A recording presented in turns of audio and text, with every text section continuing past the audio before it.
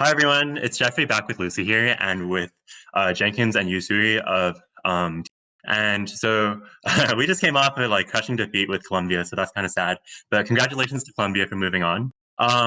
So first of all, I would like to thank all the casters that just got off duty. They did a great job hyping up the games that we played, and we really appreciated that they volunteered to do that for us today. We'll have more casters later on, so look forward to that as well. We also just reached our $10,000 donation goal. So thank you to everyone who has donated so far. Thank you for helping make our stream a success. And thank you to everyone who's watching now for joining us on our AMA with TL Academy players. So how's it going over there in California?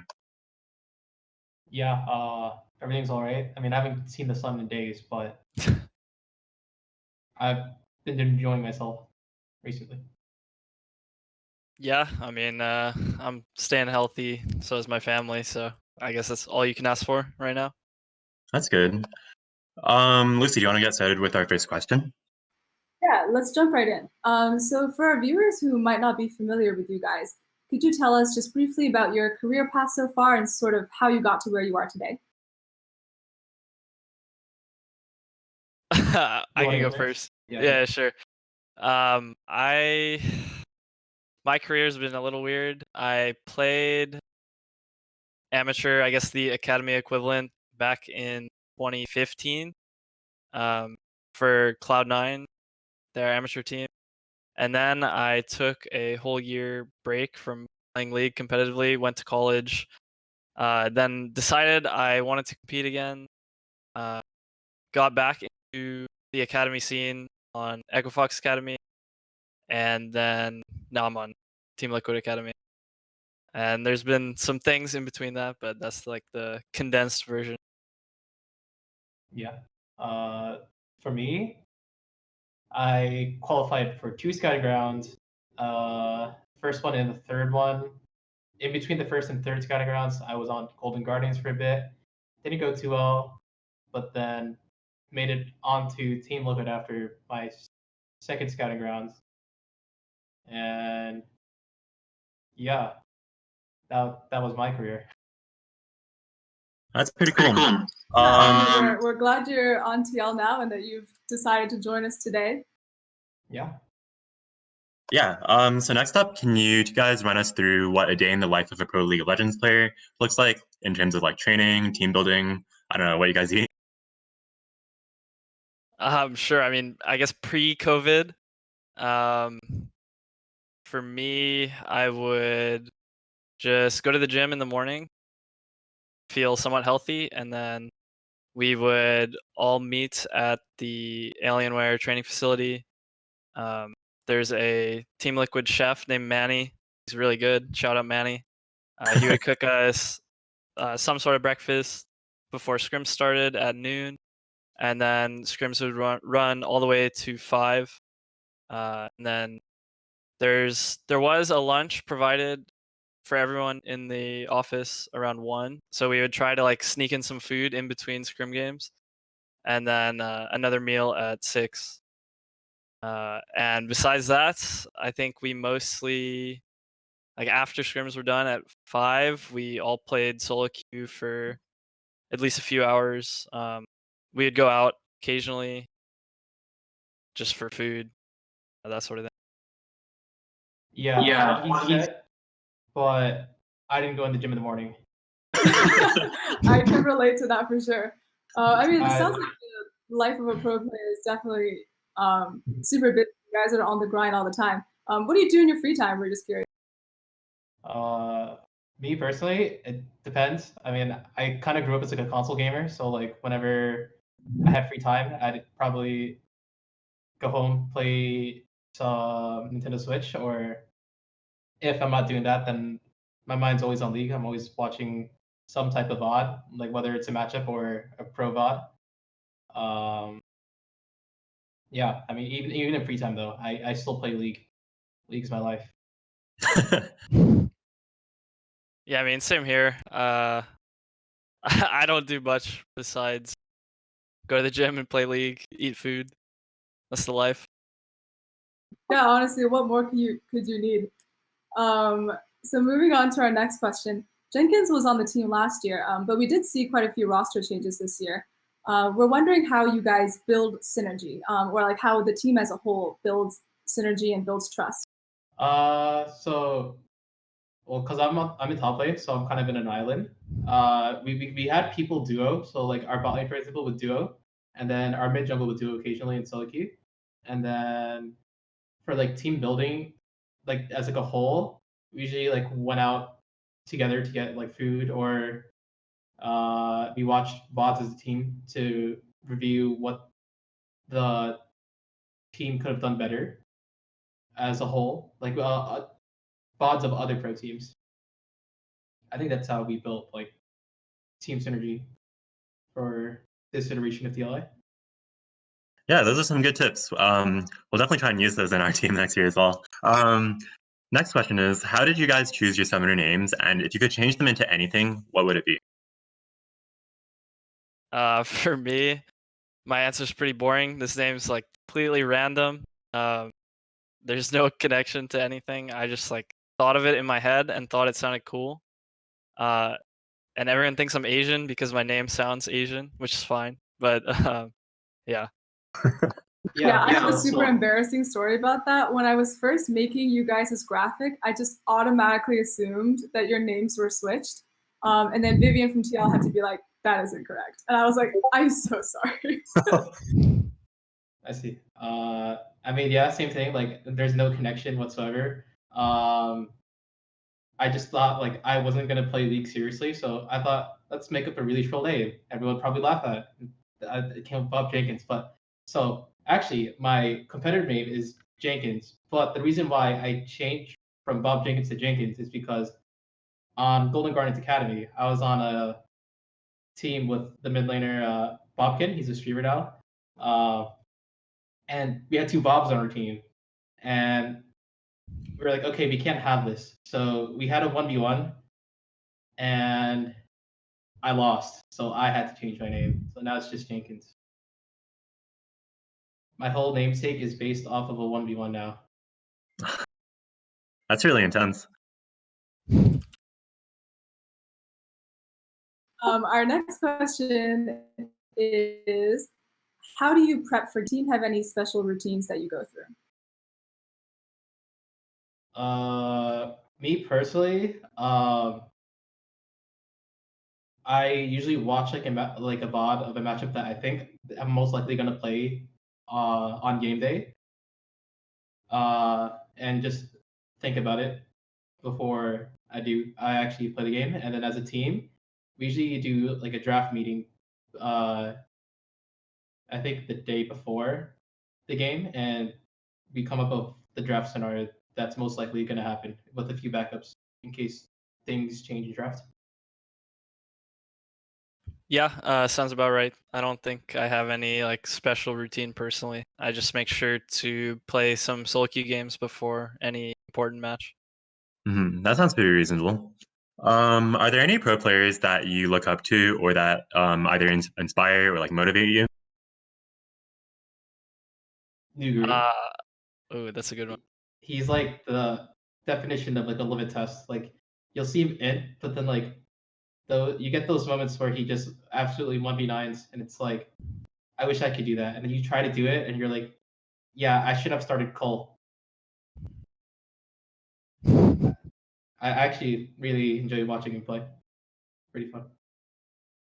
I think for me, both Caps and Perks are like huge role models. I really like their mindset towards the game. I think they bring like a really good attitude, and that's why G2 is so successful in the LEC. And I think they're like two ends of a coin. Like Perks is super calculated and like has a lot of leadership skills, and then Caps is like this limit tester, like troll kind of guy. So I like how they balance each other out. Yeah, I mean, we definitely saw that in the G2 Fnatic finals this season. Yeah, I mean, honestly, nobody expected Caps to be able to really carry the game as ADC with that, weird role swap, and everyone was like, flaming them for it. But then he pulled through with that pentakill, so really proved everyone wrong. So I completely agree with you. Caps and Perks, also personal favorites. Moving on to our next question. What was the proudest moment in your career so far? For me, I think it was back last year, spring academy playoffs. We very narrowly beat 100 Thieves Academy in a best of 5 when I was on Echo Fox Academy. And my last, like the game 5, I was playing Cassidon, and I kind of popped off, and it was just like a really intense game, and it felt really good to win. So that would definitely be it for me. For me, it was 3-0ing CLG Academy last year in spring playoffs as well. I think we were on like the opposite side of the bracket actually. Yeah, it was pretty clean sweep.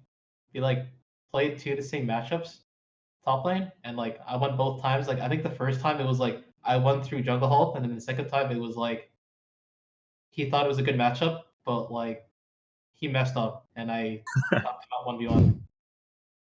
Yeah, that's gotta feel good. Well, congratulations on that. And on a similar note, aside from like chasing those highs, what's the end goal for you guys? What keeps you motivated on a daily basis? For me, I think my goal is just to see how far I can go with my career. I really just want to keep playing professionally as long as I'm feeling really passionate about the game and enjoying the game.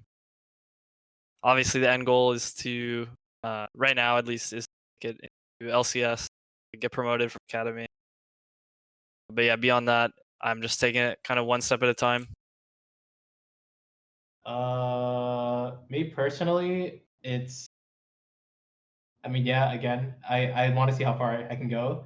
The only really interesting in life for me so far has actually only been League. In school, I kind of just slept in throughout most of my classes, but like League gave me something to think about every day, like what I can do better to keep improving. I mean, the end goal. I mean, it's see how far, but probably win Worlds. But I mean, who knows? You know, it could happen. Maybe not. We'll see. Yeah, well, I mean, we love to hear that you guys are pursuing your passions with so much dedication. And you're definitely on your way. I'm sure us and everyone else in the Twitch chat who's watching this will be following your career. So we are also super excited. Our next question is a little bit more meta. We're asking about your thoughts on the future of esports itself. And do you think this quarantine period will have any kind of lasting effect on the esports industry? Oh, you can go for it. Yeah, I think it will have a bit of a lasting effect. Like, I think they broadcasted the LCS finals on ESPN, which is like they've done Evo before, but like they've never done uh like a single company, you know, like Riot for example. They've never broadcasted that. I think maybe they did Dota 2, but I think the quarantine has made it so that there are other avenues for entertainment, and it can fill the spot that traditional sports can't right now because everyone should be quarantined, right? So it's kind of hard to actually play the traditional sports. Yeah, we definitely feel the same way. Our club has definitely become a lot bigger, and we started hosting more events actually now that things are kind of like moving online for the most part. So it's been nice for us in terms of the esports club. It's also part of the reason why our tournament today was like pretty successful. And I don't know if you guys have been watching any of our games, but we've seen some pretty close games, some stops, and lots of Smith moments, and even a fair bit of int. Do you have any advice for the players competing today? I think just find whatever champions or playstyle suits you best, and get really good at playing kind of that style that fits you, because it'll help you to just focus on whatever's happening in the game. You kind of just you get good enough at something that you can just autopilot the basics and be really focused on in the moment what's happening and be able to make better decisions. Mm, I think that players should not think about what happens if they lose. They should think about how they can win. Because if you have like moments of doubts, I think those moments actually do happen. You know, happened a lot in TLA where like we'd be in a winning situation, we're like, oh god, what if we threw, and then we throw, and then we're like, oh no, we have to backdoor. No, definitely. I agree. The mental game is super important, especially in sports. This is definitely true. I'm sure Jeff is feeling that right now after this loss. Anyways, moving on to the questions from our donators and Twitch chat. Lucy, do you want to start with the first one? Yep. So this is a question from our donor, Jeff. Personally, what do you feel like you need to improve on the most?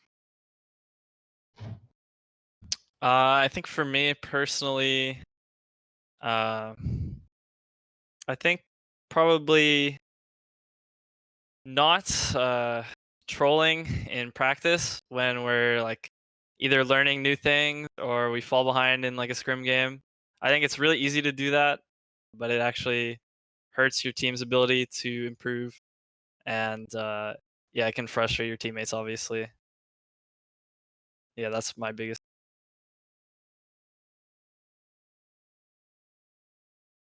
Okay, next up from donor Lucy, she asks, how do I climb out of silver? And I'm going to extend that a bit to also ask about your thoughts on what do you think is the most important thing to climb out of each tier?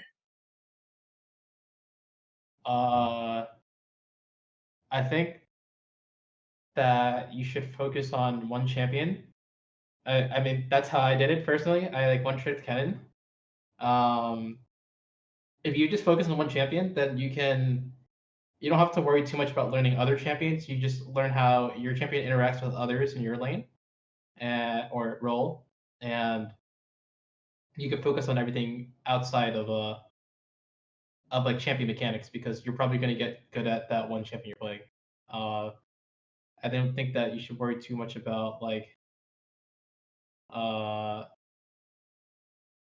like solo kills and stuff for like solo lanes. I think you should worry more about what you can do to get a lead for yourself so that you can carry like through like invading enemy jungle or rotating mid. Yeah. Yeah, I think that's really wise advice. I'll definitely take that to heart, and I'm sure our listeners will too. Yeah, I mean, Yusui, do you also have any advice? I mean, I think that's good advice. I don't know if there's like a specific thing that would help you get out of silver. I think in general, just the way you improve is by limiting what you're focusing on, so that way you can really like do it quicker. So the one trick idea definitely works because you kind of limit what you need to improve by just playing one or two champions. Um, yeah, just figure out what mistakes you're making in game. Either do your own VOD review, compare it to like how a pro player is playing, or even get like a coaching session from somebody in high elo. I'm sure there's plenty of players that offer like really cheap coaching or free coaching, and from there just like make small goals that will lead to like the bigger goal of improving and getting out of whatever elo you're stuck in. Yeah, I think that's really great advice, especially asking like other people to sort of help you. And like if you're in a university club, like you have so many other club members who I'm sure would be more than happy to lend a helping hand. Our next question comes from our donor, Jagged Lightning. Can I get an in-depth analysis from TL Yusui on the role of Aurelion Sol in high elo? And do you feel Aurelion Sol was better before or after his rework? A very specific question. I'll turn it to you. I mean, yeah, to be honest, the role of Aurelion Sol at the moment in high elo is to just never be seen. So he's actually invisible. Not really present in any of my games, but I think the reason for that is because he was a lot better before the rework, especially for the person playing Aurelion Sol. I know for me, it was like one of those champs that I just didn't play at all until one day I was like, I should really learn this champ. Like, it's got a very unique learning curve. So I picked him up. I played him in competitive a few times. I actually really enjoyed it. Then he got reworked. I played a game of it after the rework. I was like, yeah, I'm never playing this champ again. Like, I really disliked how it felt. And I think that's why people just don't pick it at the moment. It's not necessarily because it's weak. I think you can definitely like win your solo queue games with it, because he still has like that solo queue strength of roaming and being able to impact side lanes, but it's just very like it's not fun to play.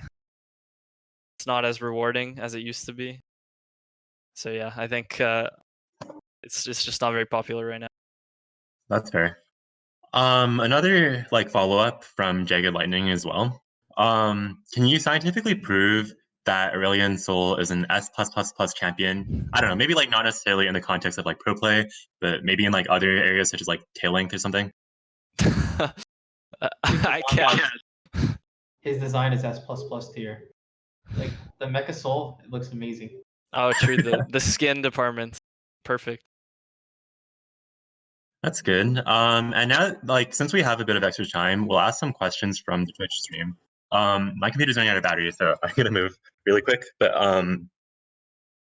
so Shamazna from our Twitch chat has asked, do you guys closely follow any other, or sorry, how is being an esports athlete different from other types of athletes? What does your practice schedule look like? We kind of already talked about that at the beginning, but like I guess you can just focus on the parts of it that are more different from being a regular athlete. So it's a lot easier to review what you did wrong because there's like a physical, like you're able to like actually watch the bot, right? Whereas like in regular sports, you could see it, but it's not like it's like very surface level, right? So like if you're watching football, you're like, oh, I shouldn't have ran here. And then whereas like in league, it's like, okay, you can award an X timer or you can you should not hit this creep because it'll slow push the wave, right? I think there's like you can it's very easy to fix micro in esports, whereas in traditional sports, it's you just have to do it, right? Mm-hmm. It's just like something you're like, oh no, I shouldn't have done that. Where it's like it's super simple to fix in league.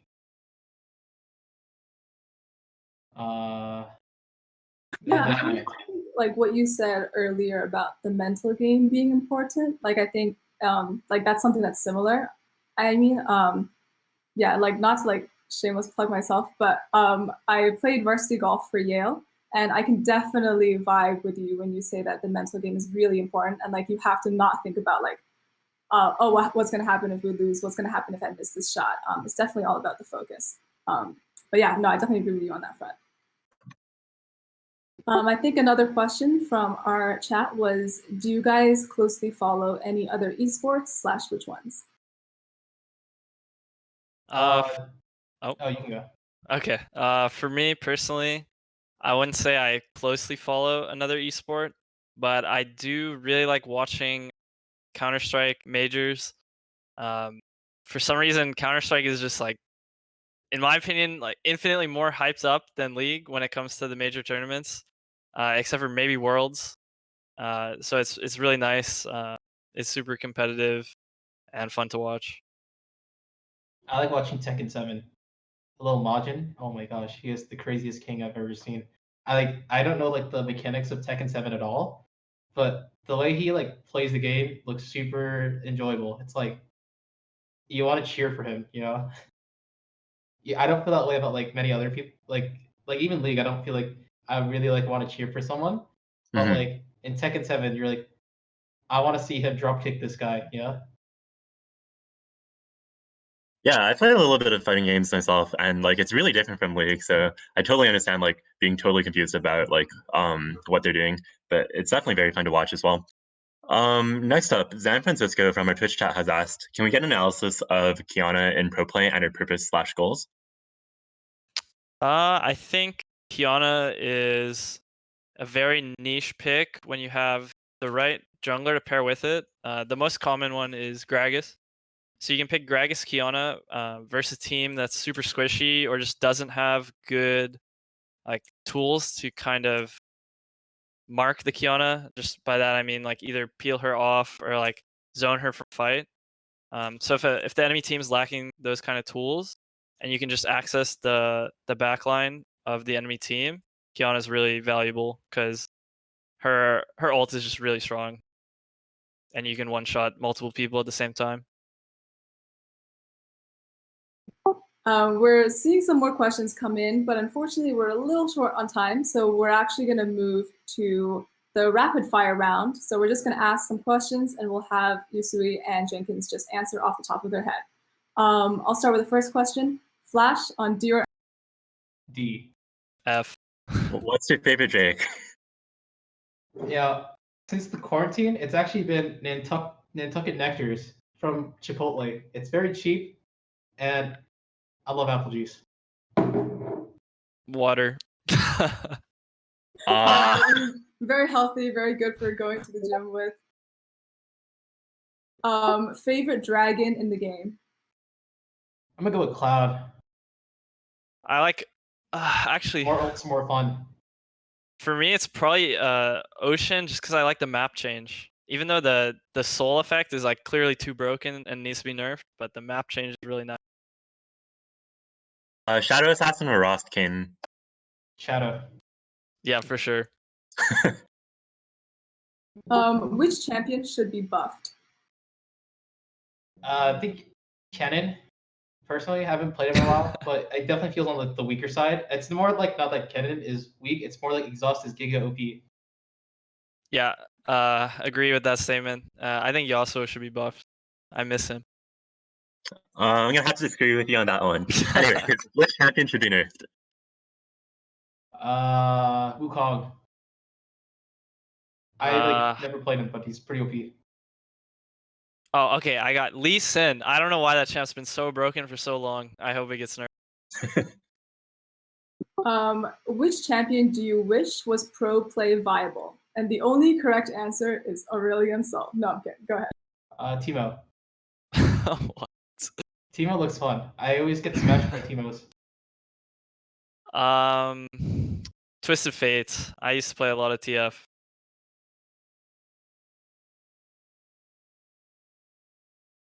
What is your favorite Twitch emote? Poggos. Keck W. Both classic, very classic. What's your favorite TFT build? If you have played that at all. My old bread and butter was Ninja Assassin, but they nerfed it, so. I've Yeah, never it's played gone. TFT.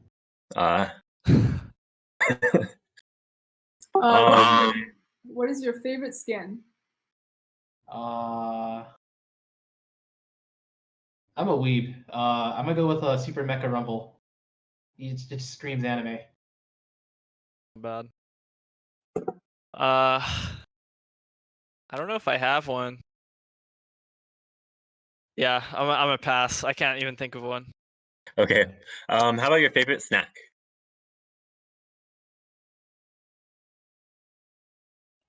Ooh. I'm gonna say dried Cheetos. mango. Oh. Good choice.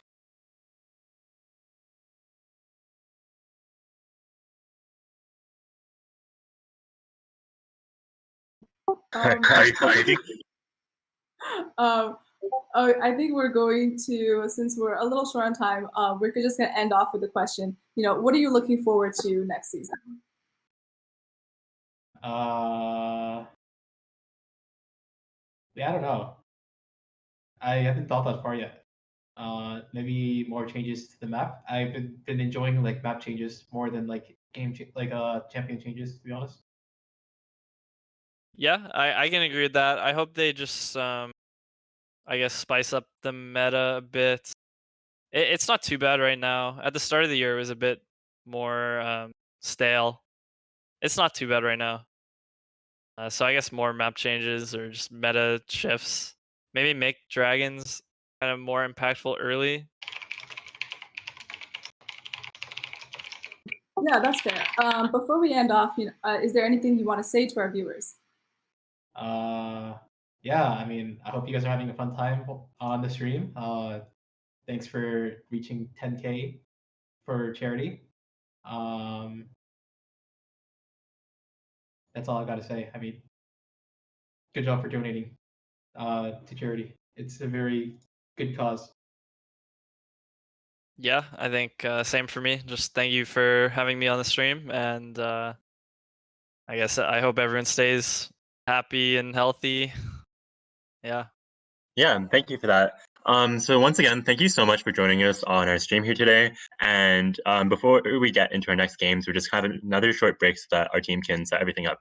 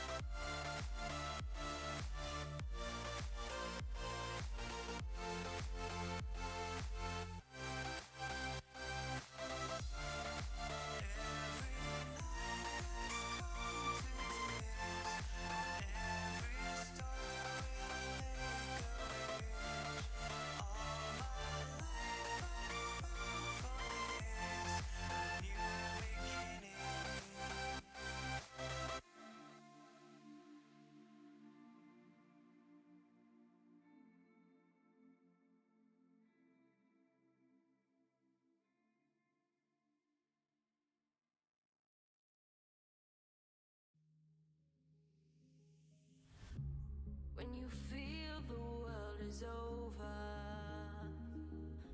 when you say